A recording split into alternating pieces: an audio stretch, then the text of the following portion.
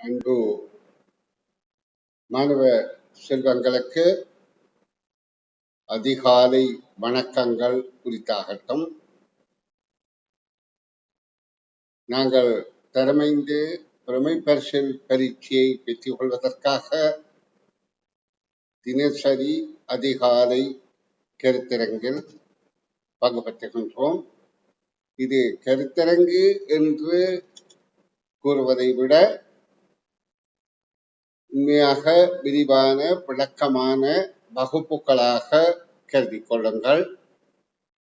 உங்களுக்கு என்னால இயன்ற அளவில பரீட்சையில சிறந்த பெறுபேறுகள் பெறுவதற்கு வழிகாட்டுவதற்கு உத்தேசித்து இந்த வகுப்பை ஆரம்பித்தேன்.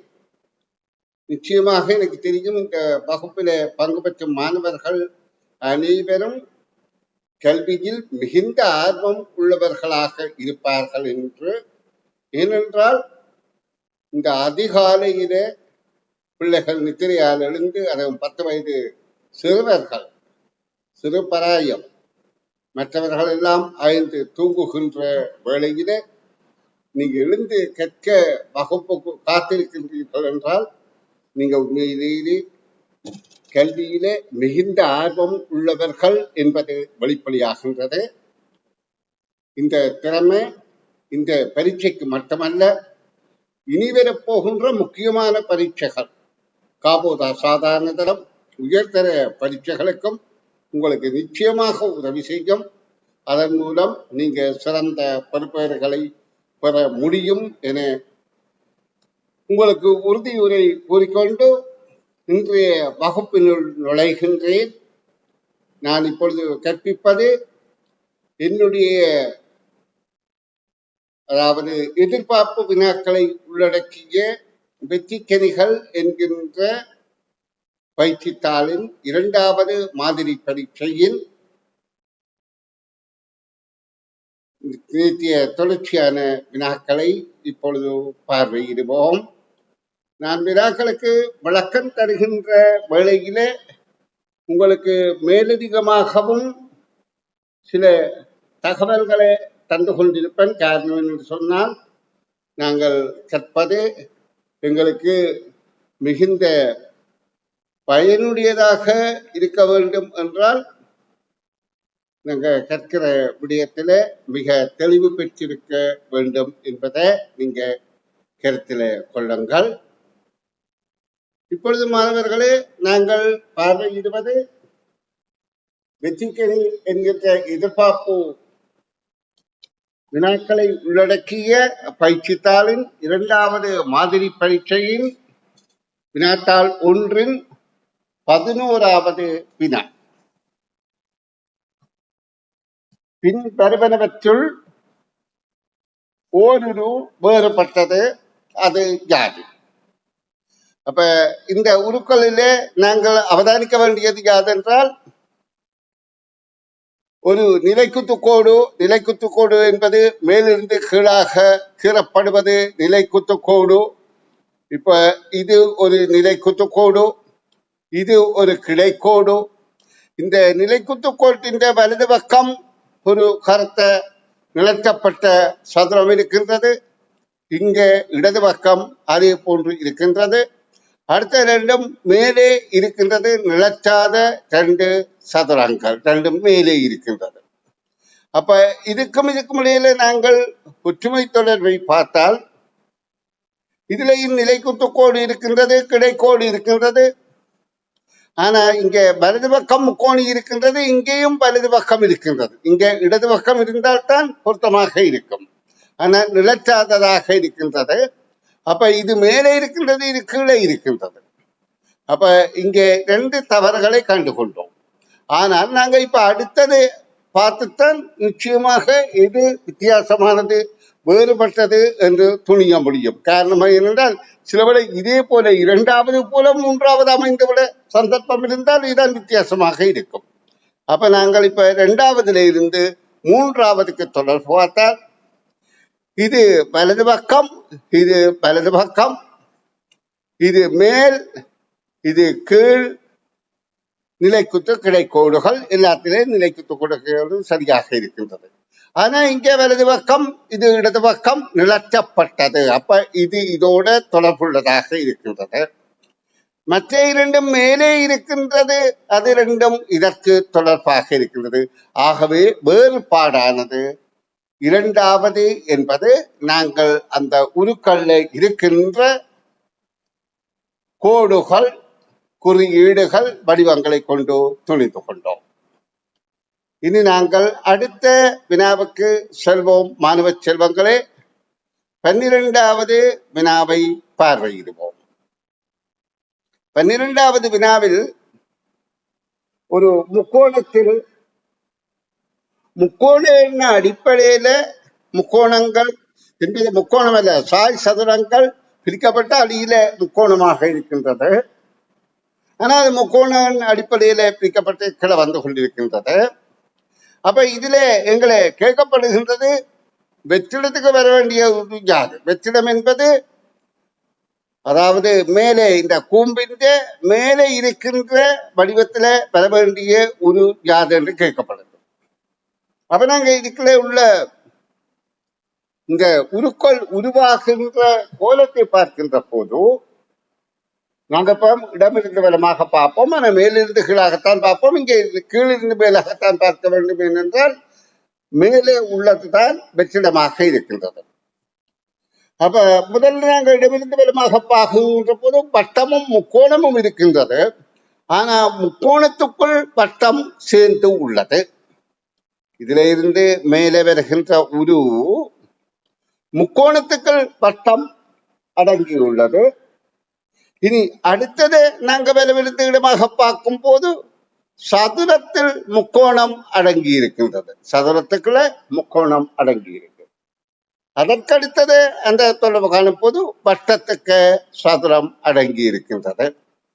இப்ப எங்களுக்கு ஒரு நிலைப்பாடு நிச்சயமாகிவிட்டது. வலமிருந்த இடமாகத்தான் இந்த கோலத்தின் மாறுபாடு மேல் நோக்கி, அதாவது கூம்பிக் கொண்டு போகின்றது. அது கூம்புகின்ற போது வலதுபுறம் இருப்பதில் இடதுபுறம் அடங்குகின்றது.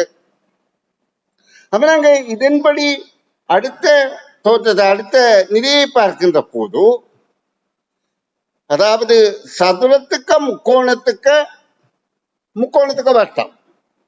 அப்ப சதுரத்துக்கு முக்கோணம் சரி, ஆனா திரும்ப இன்னொரு தடவை முக்கோணம் வரையப்படவில்லை, அதுக்குள்ள வட்டம் என்பது பொருந்துகின்றது. அப்ப அதே நிலைப்பாட்டில மற்றது இருக்குமாக இருந்தால் வட்டத்துக்கு சதுரம் பிறகு முக்கோணம். இந்த சதுரம் இரு தடவை கிளப்படவில்லை. இந்த ஒழுங்கில எங்களுக்கு இறுதி கூம்பின் இறுதியில வர வேண்டியது யாது என்று துணிவதற்கு நாங்க முதல்ல அந்த வலது பக்கம் இருக்கின்ற வடிவத்தை அப்படியே முதல்ல குறித்துக் கொள்வோம். சாரி, அதுல வர வேண்டியது முதலாவது சதுரம், வட்டம். முதலாவது வட்டம், பிறகு சதுரம், பிறகு முக்கோணம். இங்க சதுரம் முக்கோணம் இருக்கிறதா, இப்ப நடுவில் வட்டம் வருதல் வேண்டும். நன்றாக அவதானித்துக் கொள்ளுங்கோ. இந்த முதலாவது வட்டம் மட்டும்தான் இங்க வித்தியாசப்படுகின்றது. அடுத்தது சதுரம் முக்கோணம் வட்டம். இங்க சதுரம் முக்கோணம் இருக்கின்றது, இங்க மேலதிக வட்டம் இருக்கின்றது. இவை இணைந்து உருவாகின்ற ஒரு மூன்றாவது என்பது தெளிவாகின்றது. இனி நாங்கள் 13வது வினாவுக்கு விடை காணும் விளக்கத்தை பார்வையிடுவோம். 13வது வினா கவிதையின் வெற்றிடங்களுக்கு பொருந்தும் சொற்கள் முறையே இடம்பெறும் விடையே தெரிவு செய்க. கவிதை சொற்களை கொண்டு வாக்கியங்களை கொண்டு உருவாக்கி இருக்கின்றது.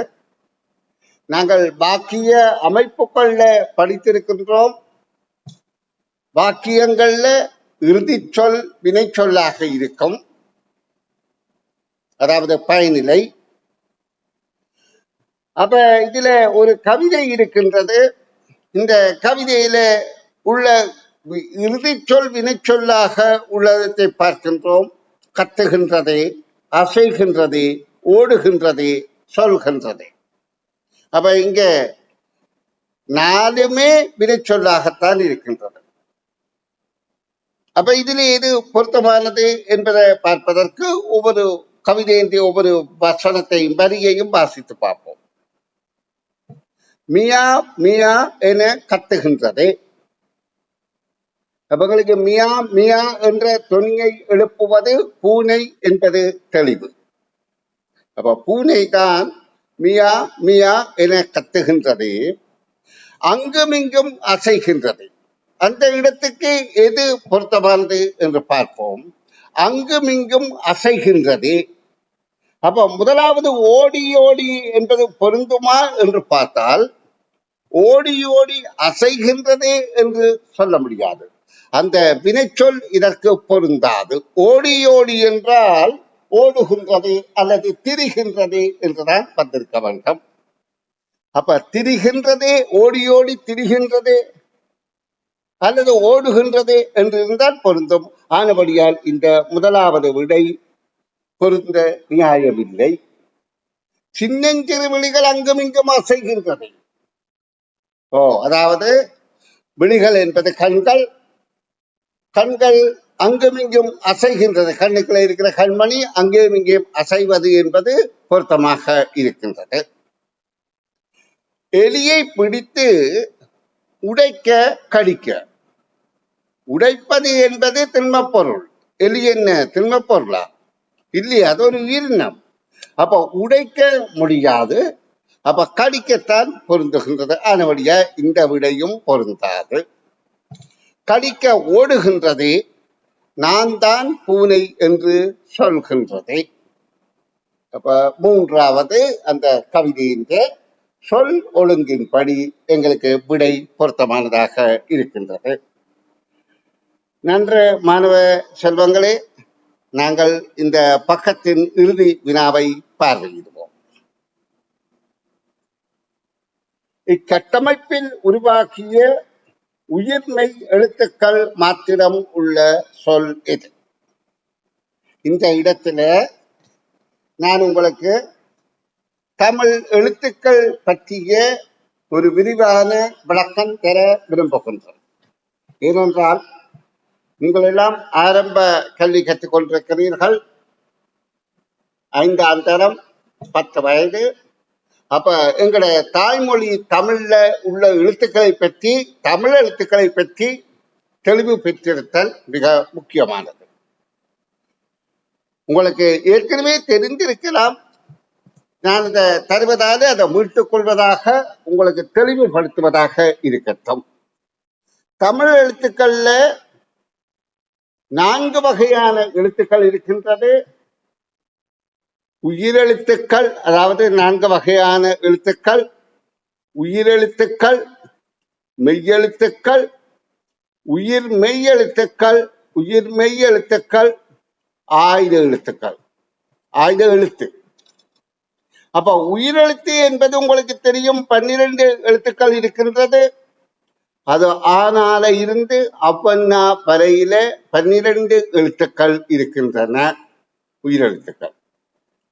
மெய்யெழுத்துக்கள் உங்களுக்கு தெரியும், அதாவது இக்கண்ணாவில இருந்து இன்னன்னா வரையில 18 எழுத்துக்கள் இருக்கின்றன. உயிர்மெய் எழுத்துக்கள், அதாவது உயிரெழுத்தும் மெய்யெழுத்தும் சேர்வதன் மூலம் உயிர்மெய் எழுத்துக்கள் 216 இருக்கின்றது. அது கானால இருந்து நவ்வண்ணா வரையில் இருக்கின்றது, அதாவது நவ்வண்ணா. ஆயுத எழுத்து 3 புள்ளி வடிவான ஒரு எழுத்து. இந்த அளவுதான் மொத்தம் 247 தமிழ் எழுத்துக்கள் உள்ளது. இந்த எழுத்துக்கள் ஒரு எழுத்திலே சொல்லலாம். அதாவது சொல் என்பது கருத்தை புலப்படுத்துவது. அதுல 4 வகையான சொற்கள் இருக்கின்றது: பெயர் சொல், வினைச்சொல், இடைச்சொல், உரிச்சொல். ஏனென்றால் இது தெரிந்திருப்பது உங்களுக்கு பரீட்சையை எதிர்கொள்வதற்கும் உங்கள் அறிவை பெருக்கிக் கொள்வதற்கும் உறுதியாகும். அப்ப எழுத்துக்கள்ல 4 வகை இருக்கின்றது. உயிரெழுத்துக்கள், மெய்யெழுத்துக்கள், உயிர் மெய்யெழுத்துக்கள், ஆயுத எழுத்துக்கள். உயிரெழுத்துக்கள் ஆனால இருந்து அவன்னா வரை 12, மெய்யெழுத்துக்கள் இக்கண்ணால இருந்து இன்னன்னா வரை 18, உயிர் மெய்யெழுத்துக்கள் காணால இருந்து நவ்வன்னா வரைக்கும், அதாவது 216 எழுத்துக்கள். ஆயுத எழுத்து 1 எல்லாம் சேர்ந்து 247 எழுத்துக்கள் இருக்கின்றது. இந்த எழுத்துக்களில் ஓரெழுத்தில் மாத்திரமும் சொல்வரலாம். 2 எழுத்து, 3 எழுத்து, 4 எழுத்து என்று எண்ணிக்கை கட்டுப்பாடு இல்லை. அது கருத்தை புலப்படுத்தினால் அது சொல் என கருதப்படும். அப்ப சொற்கொள்ளையும் 4 வகை இருக்கின்றது. அந்த 4 வகையும் என்னென்றால் பெயர் சொல், வினைச்சொல், இடைச்சொல், உரிச்சொல். இதுல இந்த உரிச்சொல் என்பது இப்போ எங்களை பொறுத்தவரையிலே அவசியமற்றது. இந்த பெயர்ச்சொல், வினைச்சொல், இடைச்சொல் என்ற 3ம் எங்களுக்கு முக்கியமானது.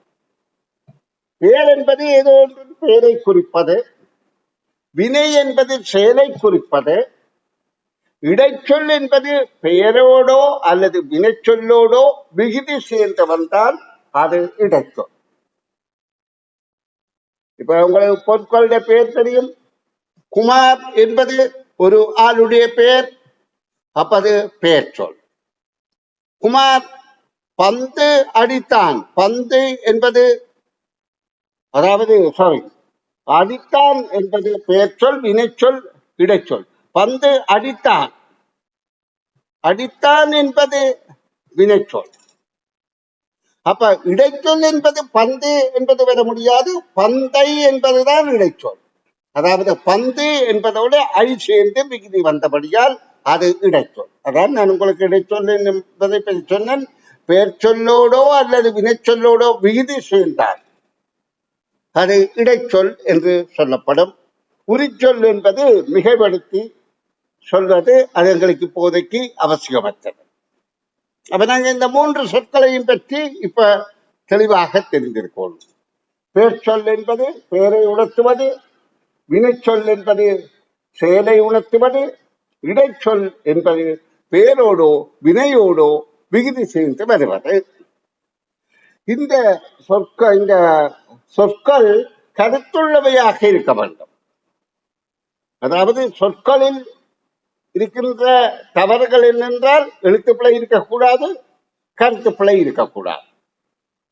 இந்த சொற்கள் இணைந்து வாக்கியங்கள் உருவாகின்ற போது அந்த வாக்கியங்களும் 4 வாக்கியங்களாக இருக்கின்றது. ஒன்று கூற்று வாக்கியம், ஏவல் வாக்கியம், வினா வாக்கியம், மெய்ப்பாட்டு வாக்கியம் என்ற 4 வகைகள் இருக்கின்றது. இந்த வாக்கியங்களை கொண்டு பந்திகளை உருவாக்க முடியும். அப்ப இந்த வாக்கியங்களின் தவறு இருக்கின்றது. அதாவது கருத்துப்பிழை இருப்பது, எழுத்துப்பிழை இருக்கிறது, சொல்லிலக்கண பிழை இருப்பது போன்றன தவறுகளாக கருதப்படும். அப்ப இந்த வாக்கியங்களை கூற்று வாக்கியம் என்பது தகவல்களை கூறுவது, ஏவல் வாக்கியம் என்பது கட்டளைகளை இடுவது, வினா வாக்கியம் என்பது கேள்வி கேட்பது, மெய்ப்பாடு என்பது உணர்ச்சிகளை வெளிப்படுத்துவது. இப்ப நான் எனக்கு தெரிந்ததை அப்படியே ஒப்புவிக்கிறேன். ஆனா இதுல ஏற்கனவே தெளிவு பெற்ற பிள்ளைக்கு இது மனதுல பதியும். பதியாத பிள்ளைக்கு இது ஏதோ புராணம் மாதிரி என்னவோ சொல்லிக் கொண்டிருக்கிற மாதிரி புரிந்து கொள்ளும். அப்ப நீங்க இது ஏற்கனவே எங்கேயாவது நீங்க கற்றிருக்க வேண்டும். கற்றிருந்தால்தான் இது புரிந்து கொள்ளக்கூடியதாக இருக்கும். இப்ப நான் இந்த எழுத்துக்களை பற்றித்தான் சொல்வதற்கு விரும்புகின்றேன். இப்ப உங்களுக்கு இந்த எழுத்துக்களின் தொடர் பற்றி தெரிந்திருத்தல் வேண்டும். இப்ப நான் உங்களுக்கு சொன்னான், ஆனால இருந்து அவ்வண்ணா வரையில் 12 உயிர் எழுத்துக்கள் இருக்கின்றது. அதே போல இக்கண்ணாவில் இருந்து குற்றுள்ள இன்னன்னா வரையில், இன்னன்னா வரையில் 18 மெய்யெழுத்துக்கள் இருக்கின்றது. இந்த உயிரெழுத்துக்களும் மெய்யெழுத்துக்களும் சேர்வதன் மூலம், உதாரணத்துக்கு கண்ணாவும் ஆனாவும் சேர்ந்தால் கானா. இப்படியாக இந்த கான கவன என்று சொல்லி கவன்னா வரையில 12 எழுத்துக்கள் இருக்கின்றது. இப்படியாக 18 12 படிதான் 216 உயிர்மெய் எழுத்துக்கள் இருக்கின்றன. இப்ப எங்களுக்கு இந்த உயிரெழுத்தின் தொடர் ஆனாலே இருந்து அப்பன்னா வரைக்கும் என்பது தெளிவாக தெரியும். இந்த மெய்யெழுத்துக்களின் தொடர் எவ்வாறு இருக்கின்றது என்றால், இக்கண்ணா, அதாவது அந்த ஒழுங்கு இருக்கின்றது. அந்த ஒழுங்கை நாங்கள் தெரிந்து கொள்ளணும். அதுல மெய்யெழுத்துக்கள்ல 3 வகையான மெய்யெழுத்துக்கள் இருக்கின்றது. வல்லினம், மெல்லினம், இடையினம். வல்லினம் என்ற தடித்த ஓசை, மெல்லினம் என்றது மெல்லிய ஓசை, இடையினம் என்றது நடுத்தரமானவை. அந்த எழுத்துக்கள் எந்த ஒழுங்கில இருக்கின்றது என்றால், இப்ப 18 எழுத்துக்கள் இருக்கின்றது பிள்ளைகள். நான் இந்த வைட் போர்டில் விளக்கம் தராமல் இதுல விளக்கம் தருவதற்கு காரணம் என்னென்று சொன்னால், விரைவாக விளக்கம் தருவதற்காக. சரி, 1 இருந்து 18 வரையிலான எழுத்துக்கள் இருக்கின்றது. அதில் வல்லின எழுத்துக்கள் 6. அவற்றை நாங்கள் குற்று எடுத்துவிட்டு பாடமாக்கினால் க, ச, ட, த, ப, ர. அதே போல மெல்லின எழுத்துக்கள் 6. அதையும் நாங்கள் குற்றுக்களை எடுத்துவிட்டு பாடமாக்கினால் ய, ந, ந, ந, ம, ந. அடுத்தது இடையின எழுத்துக்கள் ய, ர, ல, ப, ல, ல, ப, ல, ல என 6 எழுத்துக்களாக இருக்கின்றது. இதில் இந்த கசட தபர என்பது வல்லினத்தில ஒற்றை எண்களாக 1, 3, 5, 7, 9 முதல் 5 எழுத்துக்களும் கானா, சானா, டானா, தானா, பானா என்பது இருக்கின்றது. ரானா என்பது 17வது எழுத்தாக இருக்கும். ஏனென்றால் இது தெரிந்திருந்தால் தான் நாங்கள் சொல் ஆக்குவதற்கு தெளிவிருக்கும், தமிழாற்று. அப்ப இதெல்லாம் குற்றுள்ள எழுத்துக்கள், 18 எழுத்துன்ற தொடர். அப்ப இந்த ஞனன நமன என்கின்ற மெல்லிய மூக்கொலி சத்தம், அதாவது கசட தபர என்பது வெளியொலி சத்தம், உரத்த சத்தம். ஞனன நமன என்கின்ற மூக்கொலி சத்தம் இதிலே இரட்டையன்களாக 2, 4, 6, 8, 10 5 எழுத்துக்கள் வரும். கடைசியாக இன்னென்ன 18வது எழுத்தாக வரும். இந்த ஞனன நமன அதாவது வருகின்ற ஒழுங்கை எழுதி காட்டுகின்றேன் பாருங்கள். அதாவது ஞ, ந, ந, ந, ம, இங்க ந, இன்னென்ன. அடுத்த ஜரல வல்லலே என்பது 11 இருந்து 16 வரைக்கும் அப்படியே வரும். ஜரல வல. அப்ப இதுதான் மெய்யெழுத்துக்களின் தொடர்ச்சி என்பதை தெரிந்து வைத்துக் கொள்ளுங்கள். இப்பொழுது நான் உங்களுக்கு விரைவாக உரைத்த அத்தனை விடயங்களும் கற்பிப்பதாக இருந்தால் குறைந்தபட்சம் 3 மணி நேரமாவது உங்களுக்கு செலவாகும். ஏற்கனவே நீங்கள் கற்றிருந்தால் இது உங்களுக்கு துணை செய்யும் என கூறிக்கொண்டு நான் அடுத்த வினாவுக்கு விடை காணும் விளக்கத்துக்குள் செல்கின்றேன். 14வது வினா. இக்கட்டமைப்பில் உருவாகிய உயிர்மெய் எழுத்துக்கள் எவை? மாத்திரம் உள்ள சொல் இது. உயிர்மெய் என்பது நான் உங்களுக்கு விளக்கம் தந்தால், உயிரெழுத்தும் மெய்யெழுத்தும் சேர்ந்தாதான் உயிர்மெய் எழுத்து. அதான், அதாவது காணாவர் சேர்ந்த இக்கண்ணா ஆனால காணாவர் சே. அடுத்த இங்கண்ணா ஆனாவில நானு நாவன்னவர் சே. இச்சன்னா ஆனா அவன்னாவில சாணச்சாவன்னா வரிசையாக இருக்கின்றது. இப்படியாக 18 தர 12 216 உயிர்மெய் எழுத்துக்கள் இருக்கின்றன. இப்ப கேள்வி என்ன? உயிர்மெய் எழுத்துக்கள் மாத்திரம் உள்ள சொல் எது என்று கேட்கப்படுகின்றது. இதுல முதலாவது அகதியில இது உயிரெழுத்து, அப்ப அது பொருந்தாது. கதியில இரண்டுமே உயிர்மெய் எழுத்துத்தான். கத்தியில இது இத்தனை மெய் எழுத்து. அப்ப இரண்டாவது விடைதான் பொருத்தமானதாக இருக்கின்றது. அன்பு மாணவ செல்வங்களே, நான் இப்ப உங்களை நேரடியாக பார்வையிடுகின்ற, அதாவது உங்களுக்கு இது சிரமம் போல இருக்கக்கூடாது, நீங்க இன்னும் நிறைய தெரிந்து கொள்ள வேண்டும் என்ற ஆர்வத்தை உங்களுக்கு உண்டு பண்ணுவதாக இருக்க வேண்டும். ஏனென்றால் நான் எனக்கு தெரிஞ்ச விஷயத்தை நான் உங்களுக்கு தந்து உங்களை மிரட்டுவதாக புரிந்து விடாதீர்கள். நீங்க குழந்தைகள், உங்களை போலதான் நாங்களும் மெல்ல மெல்லத்தான் படிக்கிறாங்க. எங்களுக்கு ஒன்றும் உடனே பிறக்கே அறிவோடு எல்லாரும் பிறக்கிறே இல்லை, மெல்ல மெல்லத்தான் படிக்கிறது. அது உங்களுக்கு வசதிகள் கூட நிறைய படிக்கிறார், நல்ல வசதிகள் இருக்கின்றது. அப்ப நீங்கள்லாம் எங்களை விட சிறந்த அறிவாளிகளாக வருவதற்கு சந்தர்ப்பம் இருக்கின்றது. அப்ப நான் உங்களுக்கு கூறக்கூடியது என்னென்றால், நீங்க உங்களுக்கு கிடைக்கப்பட்ட வளங்களை அனைத்தையும் பயன்படுத்தி நல்ல கல்வியை கற்க வேண்டும், சிறந்த பருவர்களை பெற வேண்டும் என கூறிக்கொண்டு, நான் இப்ப உங்களுக்கு தொடர்ச்சியான பக்க வினாக்களுக்கு விடை காணும் விளக்கங்கள் தர விளைகின்றன.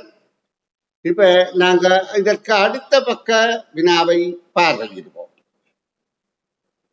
15வது வினா. இப்ப நான் இந்த கற்பித்துக் கொண்டிருக்கின்ற வேளையில பிள்ளைகள், நான் உங்களுக்கு கற்பித்துக் கொண்டிருக்க இந்த சூமின் கால அளவு முடிந்த உடனே தானாக நிற்பாட்டப்பட்டுவிடும். அப்ப நீங்க அதுல புரிந்து கொள்ளணும் என்றால் நாளைய வகுப்பு அதன் தொடர்ச்சியாக கற்பிக்கப்படும். சரி, இப்ப 15வது வினாவை பாருங்கள்.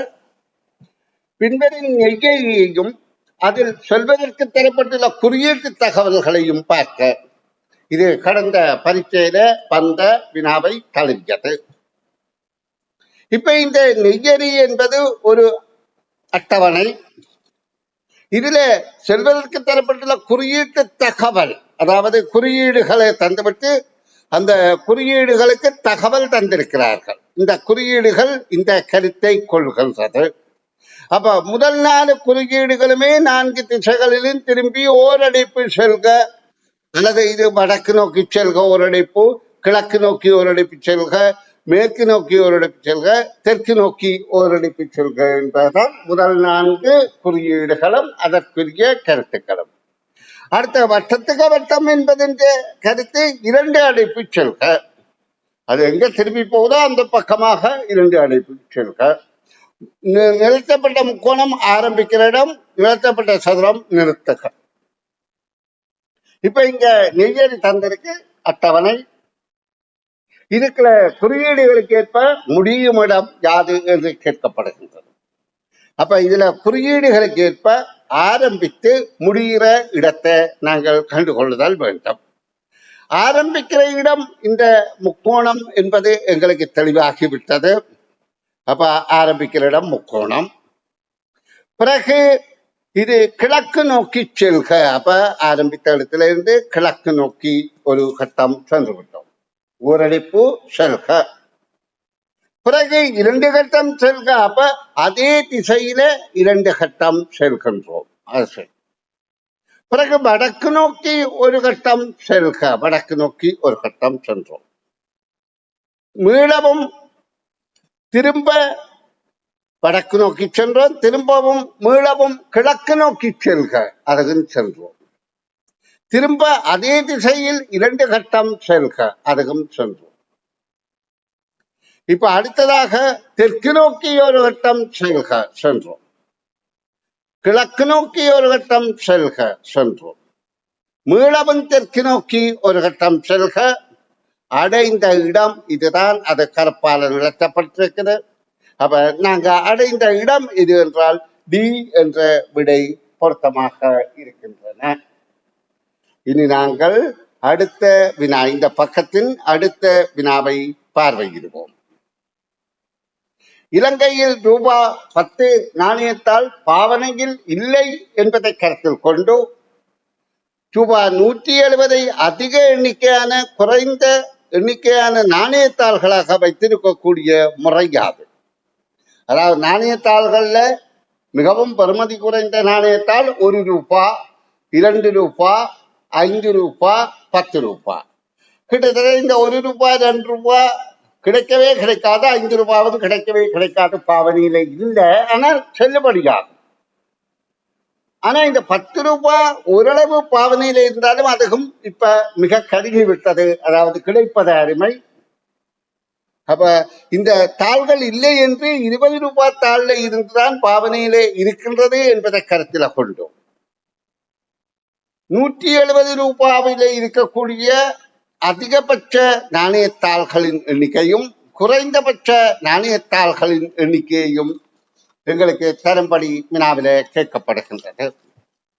அதாவது அதிகபட்சம் என்றால் நாங்க அந்த 170 ரூபாவில பெரிய தொகையைத்தான் முதலாவது அணுக வேண்டும். இதுல 170 பெரிய தொகை 1, 100 1. அதற்கு அடுத்ததாக 50 ரூபாய் 1, அடுத்ததாக 20 ரூபாய் 1. அப்ப குறைந்த எண்ணிக்கை அதிக பெரிய தொகையில, அதாவது குறைந்த எண்ணிக்கை பெறணும் என்றால் அதிக பருமதியில இருந்து பார்த்தால் 3 நாணயத்தாள்கள். அதே நேரம் 170 குறைந்த எண்ணிக்கையில பார்க்கணுமா இருந்தால் இங்க 10 ரூபாய் நாணயத்தாள் இல்லாதபடியால் நாங்க அதிக எண்ணிக்கை பார்க்கின்ற போது இதுல 20 ரூபாய் எத்தனை இருக்க முடியும்? 8 இருக்க முடியாது. 8 இருந்தால் மீதி 10 இருக்க வேண்டும். மறுபடியும் அது சரி வராது. அப்ப 20 ரூபாவிலே எத்தனை இருக்கலாம்? இதற்கு அடுத்த பிரமாணம் 50 1 தேவை, 50 1 தேவை. அப்ப 20 120 ரூபாவுக்கு 6 தாள்கள் இருக்கலாம், 6 தாள் காசுகள் இருக்கலாம். அப்ப இது 1. அப்ப இது ரெண்டையும் சேர்த்தால் 170 வருகின்றது. அப்ப எண்ணிக்கை 7 இருக்கின்றது. அப்ப 7 நாணயத்தாள்கள் இருக்கின்றது. அப்ப இங்க கேள்வி என்ன? குறைந்த எண்ணிக்கை அதிக எண்ணிக்கை. முதல்ல அதிக எண்ணிக்கை சொல்லணும், குறைந்த எண்ணிக்கை. அப்ப முதலாவது விடைதான் பொருத்தமானதாக இருக்கின்றது. இனி 17வது வினாவுக்கு விடை தருகின்றேன். 10 20 வரையிலான எண்ணும் எண்களில் உள்ள ஒற்றை எண்களின், இரட்டை எண்களின், முக்கோண எண்களின் எண்ணிக்கைகள் முறையே. ஒற்றை எண் என்றது உங்களுக்கு தெரியும். எந்த ஓர் எண்ணையும் ஒற்றை எண்ண ஒரு இலக்கமோ மூலக்கமோ அதை 2ஆல வகுத்து 1 மீதி வந்தால் அது ஒற்றைகள், மீதி வராவிட்டால் அதை இரட்டைகள். அப்ப 2ஆல வகுக்கிறதா நீங்க அதை கண்டுபிடிப்பதற்கான இயற்கை முறை. அப்ப நாங்க ஒற்றை எண் 10 இருந்து 20 வரையில எத்தனை எண்கள் இருக்கு என்பது முதல் தெரிந்து கொள்ளுதல் வேண்டும். 11 இருந்து 20 வரை என்றால் 10 எண்கள் இருக்கின்றது. இங்க 10 இருந்து 20 என்றபடியால் 11 எண்கள் இருக்கின்றது என்பதை தெரிந்து கொள்ளுங்கள். அப்ப இதுல 10 20 என்பது இரண்டும் இரட்டை எண்களாக இருப்பதால் 5 ஒற்றை எண்களும் 6 இரட்டை எண்களும் இருக்கும். ஏன் 10 இரட்டை எண், நாங்க 11 இருந்து பார்த்தாலே 5 ஒற்றை எண் 5 இரட்டை எண் இருக்கும். அப்ப இங்க 10 என்கின்ற இரட்டை எண்ணும் சேர்ந்தால் இரட்டை எண் 6 இருக்கும், ஒற்றை எண் 5 இருக்கும். இனி இதுல முக்கோண எண் என்பது முக்கோண கோலத்திலே அமைவது. அதாவது 1 கீழே 2 கீழே 3 கீழே 4 இப்படியாக அமைந்து கொண்டு போவதுதான் ஒற்றை எண். கீழே 5 அடுத்தது 6 இப்படியாக அமைந்து கொண்டு போனால் அது ஒற்றை எண் என்று சொல்லப்படும். அதாவது முதலாவது ஒற்றை எண் 1 மட்டும் இதுக்கு 1. அடுத்த இந்த அளவும் சேர்ந்தால் 3, இந்த அளவும் சேர்ந்தால் 6, இந்த அளவும் சேர்ந்தால் 10. 1 2 3 4 தொடர் இயற்கை எண்கள் கூடுவது. அதாவது 10, இது சேர்ந்தால் 15, அடுத்தது 21. இங்கே என்ன கேட்கப்படுகின்றது? 10 இருந்து 20 வரையிலே எத்தனை முக்கோண எண் இருக்கின்றா? 2 தான் இருக்கின்றது. அப்ப இங்க கேள்வியின்படி அதாவது முக்கோண எண் 2 இருக்கின்றது. அப்ப 5 6 2 என்ற 2வது விடையே பொருத்தமானதாக இருக்கின்றது. எந்த ஒரு முக்கோண எண்ணையும் காண்பதற்கு நாங்கள் இலகுவழி ஒன்று அறிந்திருக்கிறோம். அதாவது 5வது முக்கோணம் என்றால் 5 6ஆல பெருக்கிறது 5 30 2ஆல வகுக்கிறது 15 என்பது இலகுவாக காணக்கூடிய வழி. இனி அடுத்த 18வது வினாவுக்குள் நுழைகின்றேன். ஏனென்றால் ஒரு நாளைக்கு 10 வினாவாவது கற்பிக்க வேண்டும் என்பது ஆவல். ஆயினும் நாங்கள் சில விடயங்களை கற்கின்ற போது விரிவாக கொஞ்ச நேரம் போயிடும். அவனுடைய பார்ப்போம். 18 வரையிலாவது பார்த்தா நல்ல ஒரு பக்கம். இப்ப இந்த வினாவில அடைப்புக்குள் உள்ள உருக்களுக்கு பெருமானம் நிலையாக கூட்டப்பட்டு, நிலை என்பது இந்த வரிசை, அதாவது நிலையாக கூட்டப்பட்டு இப்படியாக வரிசையாக கூட்டி இங்க பெருமானம் தந்திருக்கு.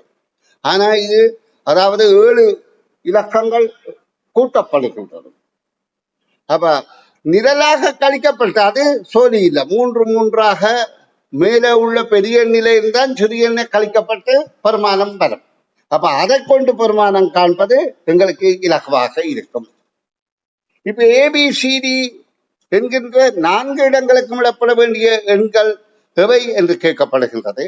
ஏ என்பது 3ல எது போனால் 2 வரும். அப்ப எங்களுக்கு அதே திரும்ப தெரியும், 3ல 2 போனால் 1. அப்ப இந்த ஏ என்ற இடத்துல 1 என்பதை புரிந்து கொள்றோம். அப்ப இப்ப எங்களுக்கு இதுல முதலாவது ஏக்கு 1 இல்லை, இதுலயும் இல்லை. அப்ப இந்த விடைதான் பொருத்தமாக இருக்கும் என்பதை விரைவாக கண்டுபிடித்து நாங்கள் அடுத்த எண்கள் சரியாக இருக்கின்றதா என்று விரைவாக பார்த்து கொள்ளலாம். சரி, 9ல 3 போனால் 6, சரி. அடுத்தது சி என்பது 7ல 4 போனால் 3, அதுவும் சரி. டி என்பது 8ல 6 போனால் 2 என்பதும் சரி. ஆகவே இந்த விடை பொருத்தமாக இருக்கின்றது. நன்று. இப்ப நான் அடுத்த பக்கத்தை எடுத்து அரைவாசியை உங்களுக்கு கற்பித்து உங்களை குழப்பத்தக்க ஈடுபடுத்த விரும்பவில்லை. இன்றைக்கு நாங்க 18வது வினாவதியிலே பார்த்திருக்கிறோம். மிகுதி தொடர்ச்சியான வினாக்களை நாளைய தினம் பார்ப்போம். அன்போ மாணவ செல்வங்களே, நான் மீள மீள உங்களுக்கு சொல்றேன், நீங்க எதிர்பார்க்கிறது ஒரு போட்டி பரீட்சை. ஆனா நீங்க அதை பயன்பட தேவையில்லை. நீங்க நல்ல திறமையான ஆற்றல் உள்ள ஆர்வம் உள்ள பிள்ளைகள். உங்களுக்கு மிக முக்கியமானது ஆர்வம், கற்கையிலே ஆர்வம். அதிகாலையிலே எழுந்து கற்கிறீர்கள்.